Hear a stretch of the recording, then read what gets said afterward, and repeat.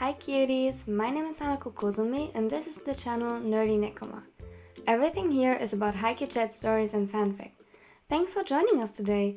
If you like this video, please consider subscribing and leaving a like.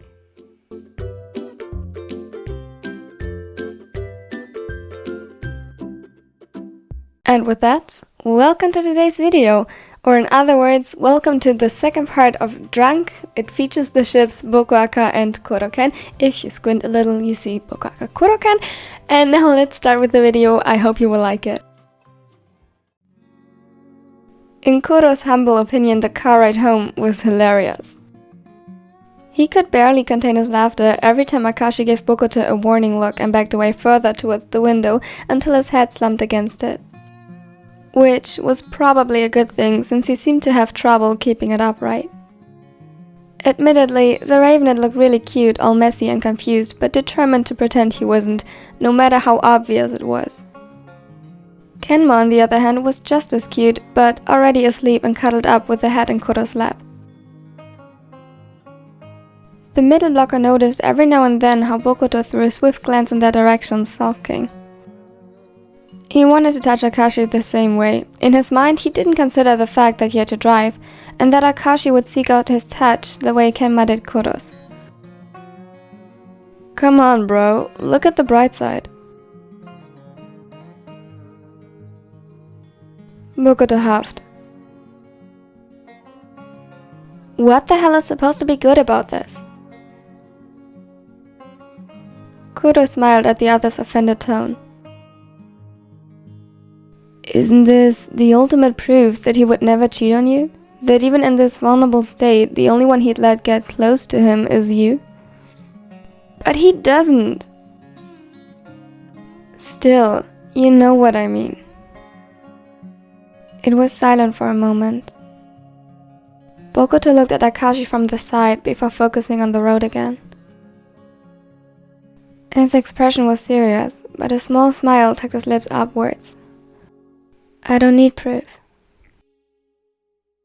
I know, you trust Akaashi with your life. Kuroo teased, but Bokuto stayed uncharacteristically calm and concentrated. It's more than that. My mom taught me that a relationship means trust. If I needed proof to trust, it wouldn't be real. Not real trust, and not a real relationship, at least not a good one. But I do trust Akaashi, therefore I don't need proof. The silence returned. Wow, I don't think I ever heard you say something so unlike you. Huh? You know, reasonable, clever, even wise, dare I say. Dude, shut up. Kuroo laughed. What? Do you think I'm stupid? Concentrate on the road. Answer me first. Kuroo laughed harder. What do you think I'll answer if you put our lives in danger over a stupid question? Bokuto grumbled something incoherent, but luckily complied and shifted his focus back to driving. If it counts for anything, I'm impressed. Not just because you said it, but I also never thought of it that way. He looked at Kenma and gently traced the features of his face. When he really thought about it, it was the same for them, at least from his perspective. Of course, he always found it silly, toxic even, when people in relationships were overbearing and controlling. He had a girlfriend like that once, and it was the shortest relationship in his life. He never thought about it though. There was only this vague idea, nothing as clear-cut as Bokuto's statement. I like it. Bokuto hummed, obviously tired as well, while pulling into the driveway in front of Kuroo's and Kenma's house. Hey, Bo. Why don't you two stay the night? What? Akaashi's asleep already, and you look like you could pass out any second. Hey, I'm very much awake. Kuro chuckled. Sure. The ace huffed. Come on, I wouldn't want you to cause an accident. Think about Akaashi. Bokuto sighed. Fine. But I'll let you know, I would have made it easily home safely. And if there would have been an accident, it wouldn't have been my fault. I'm an excellent driver. He crossed his arms. Yes, you are.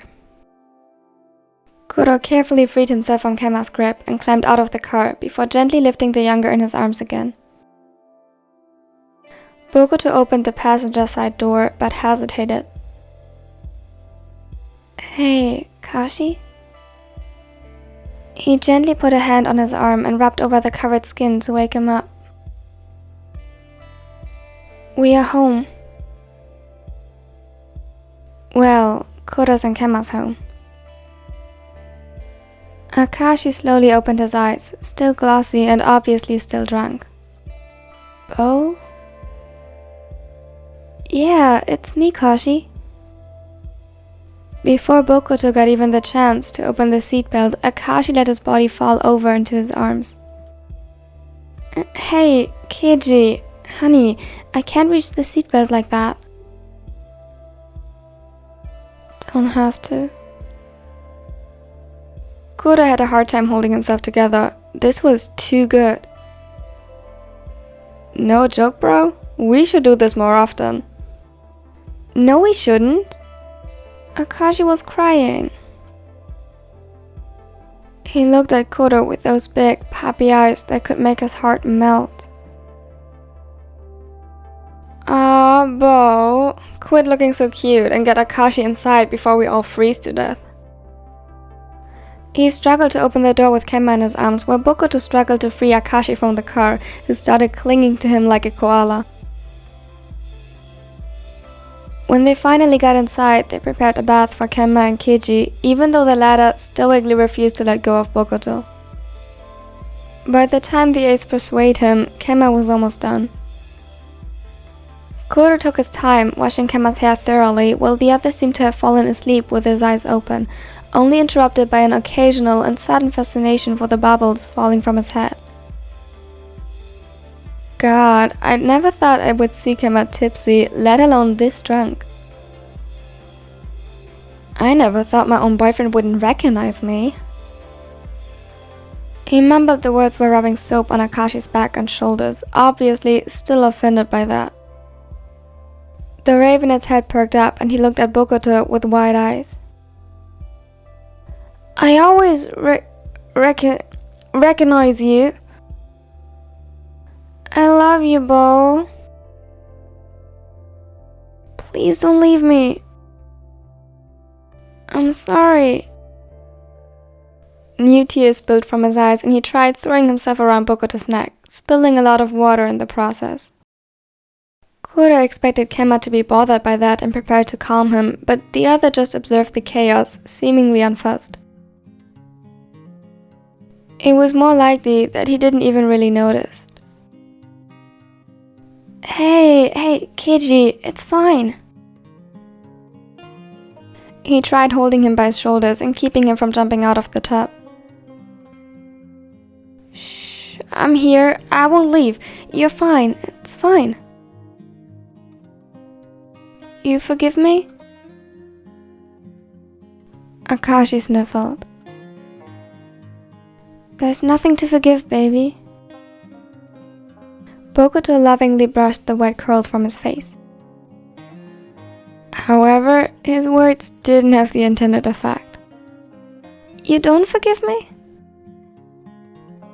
The hot stream of tears intensified and Kuro's laughter filled the room. What? No, of course I forgive you. I always do. Please don't cry. Kuro would love to watch Bokuto's helpless attempts to handle a drunk Akaashi a bit longer, but he was afraid Kemma would soon fall asleep for real and he wouldn't get the chance to dress him. Come on, kitten, let's go to bed. Kemma's tired eyes found his as he seemed to process the words. No. Kuro looked at him dumbfounded. No? Why no? I need to stay with Kiji. He looks out for me. He said it so matter-of-factly that Kuro struggled for a moment to understand what he meant. Oh, you mean while you're out at the bar? Yes. But, Kenma, we are home now, or does this look like a bar to you? Kenma looked around as if seriously considering it. No. See? And don't you think, Kiji has his own problems to deal with? The amber eyes wandered over to Akaashi, who had started crying on Bokuto's shoulders, getting the ace's shirt soaked in the process. He nodded slowly. So let me take care of you, would you? Okay. He lifted his arms in Kuro's direction. Kuro felt a tender warmth spreading throughout his body at the sight. Kenma trusted him. He wanted Kuro to take care of him. Oh, kitten. Even in his drunken state, the smallest eyes narrowed at Kuro's hesitation, accompanied by this stupid, lovey-dovey expression on his face. But before he could complain, Kuro helped him out of the bathtub and wrapped him in one of the fluffiest towels they had. He dried him thoroughly, but when he handed him some pajamas and wanted to assist with putting them on, Kenma backed away and glared at him. Don't look, pervert. Kenma, I just helped you bathe, and now you complain? He laughed at Kenma's puzzled look as he tried to make sense of Kuro's words. Don't laugh. Go away. He whined. Kitten, you can barely stand up straight. I don't want you to fall and hit your head. Fine, stay. But I'm dressing myself. Okay, go ahead. He almost felt bad when he failed to suppress his laughter a second time, but it just looked too funny and cute how Kenma tried to figure out how clothes works. In the end, he was wearing the shirt inside out, but every comment from Kuro was immediately shut down with a glare. Kenma let himself fall into the bed and crawl towards the middle. Before Kuro could follow, Bokuto peeked out of the bathroom, his shirt and hair wet as if he stuck his head under the shower. Hey Kuro, do you have some clothes that we can borrow by any chance?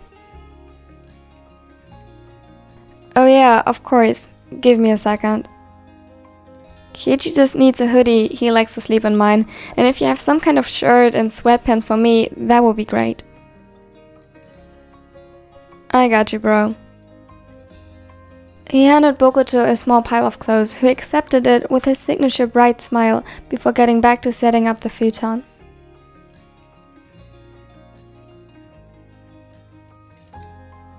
Kashi, here. Bokuto gave us some clothes since you got ours are wet. The other sat on the edge of the now empty tub, a towel around his shoulders and staring off into space until his eyes found Bokuto. I'm sorry. The other laughed and placed the clothes to the side. Don't worry about it. These are much more comfortable anyway. Akaashi nodded slowly. I love you. Bokuto's heart fluttered. It wasn't that the other didn't show him enough affection, but he was really so blunt about it. I love you too. He kneeled in front of him as to not to tower over him. No, I love you. A chuckle escaped Bokuto's throat. That's what I said. Akaashi narrowed his eyes. Before Bokuto got the chance to say something, the raven had leaned forward to capture his lips in a heated kiss. His body pressed against Bokuto's and he pulled him closer by his still wet collar. Bokuto was a flustered mess when he finally managed to get some distance between them. What are you doing? Proving I love you. He tried kissing him again, but Bokuto stopped him. You don't want me? He whimpered and his eyes got wet with tears again. Of course, I want you, but you are drunk and this isn't our home. Akaashi looked like he wanted to protest, but then paused and looked around. Not home? No, we are at Kuro's and Kenma's house. Akaashi seemed to consider that for a moment. Feels like home. Bokuto smiled warmly. Yeah, I guess it does. Akaashi looked really tired. Come on, I'll help you with the clothes. He nodded. When they arrived in the bedroom, Kuro finished setting up the futon and Kenma lay sprawled out on the bed. Akaashi, as if moving on autopilot, walked over to the bed and let himself fall down, hitting Kenma's arm in the process, who grunted but simply moved over a bit. Keiji, wait, this is not our... Don't worry, it's fine. I think they need it more right now. What do you think? We take the futon? Bokuto laughed. You are the best, Kuro. Kenma groaned. You are too loud. I hate you. Before Kuro could answer, Akaashi turned to Kenma, new tears in his eyes. You hate me? Kenma narrowed his eyes in confusion as he tried to comprehend the words. Not you, your husband. Akaashi huffed and crossed his arms while turning to his other side.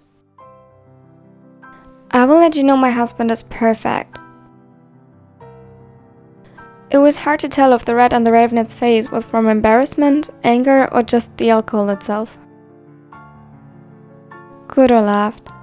Dude, I never would have guessed Akaashi would be such an emotional drunk. He held his stomach, laughing hard, while deliberately ignoring the glares Kenma threw at him. I mean seriously, bro. He paused. Bro? Bokuto looked like he was malfunctioning. He stared at Akaashi, utterly in awe, motionless as if lightning just struck him. For all Kuro knew, and from what it looked like, he could have been a statue. A very realistic one to give him credit. Hey, Bokuto. Husband.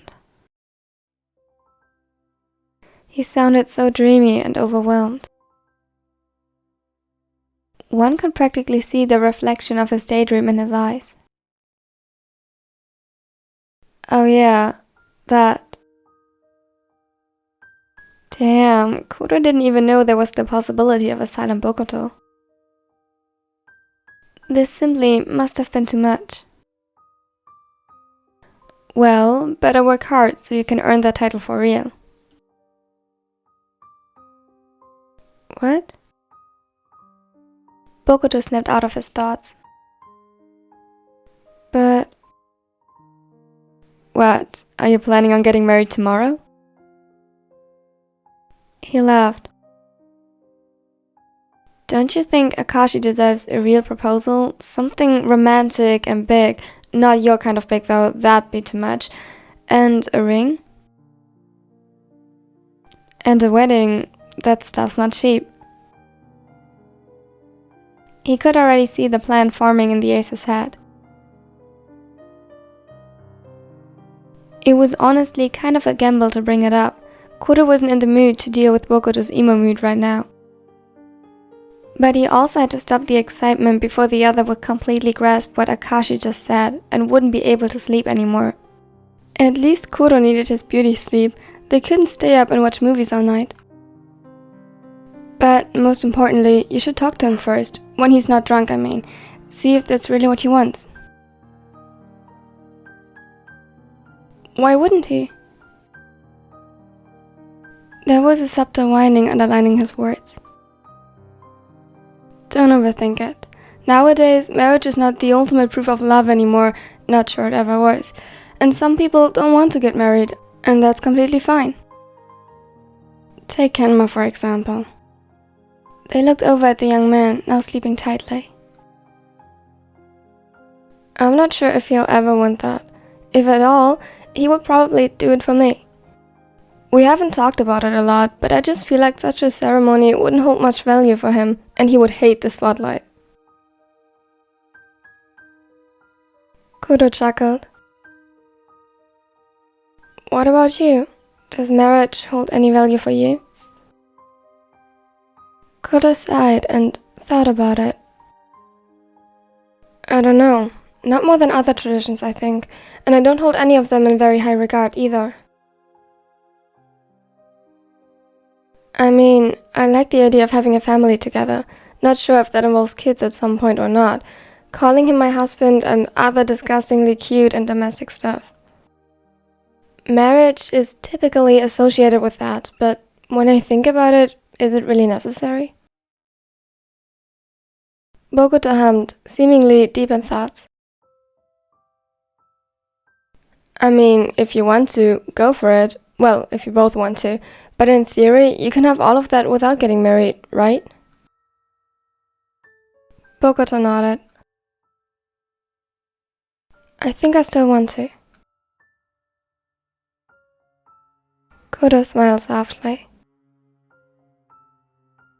It was no surprise to him that Bokuto, a hopeless romantic, would find joy in these kinds of things. I want to show Akaashi in every way possible how much I love him, and that I will be by his side until I die. For me, that includes marriage, I think. Kuroo would like to tease him for how cheesy and sappy that sounded, but the earnestness in Bokuto's voice, his honest love and devotion for the other man, touched him. I can't wait to see that. The dreamy expression returned to the ace's face, and whatever calm yet serious atmosphere had possessed the room before changed quickly into something more relaxed and lighthearted again. You'll have the best view. After all, I need you as my best man. Kuroo laughed. You're willing to do that to yourself? You know that I need to give a speech, and I will bring up every embarrassing moment from high school I can think of.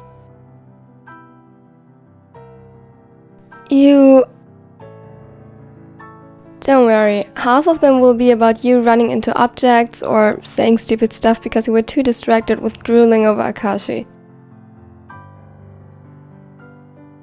It'll be a declaration of love.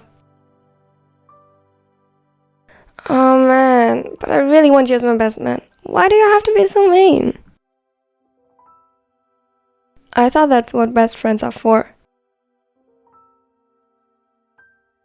Bokuto pouted. Come on, let's go to bed. Long day of curing a boyfriend's hangovers tomorrow.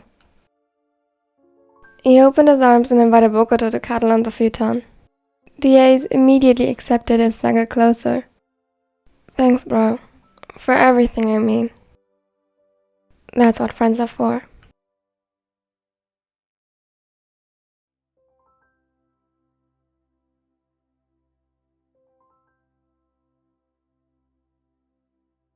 Thanks for watching till the end. I hope you enjoyed this part. I hope I nailed it on the characters.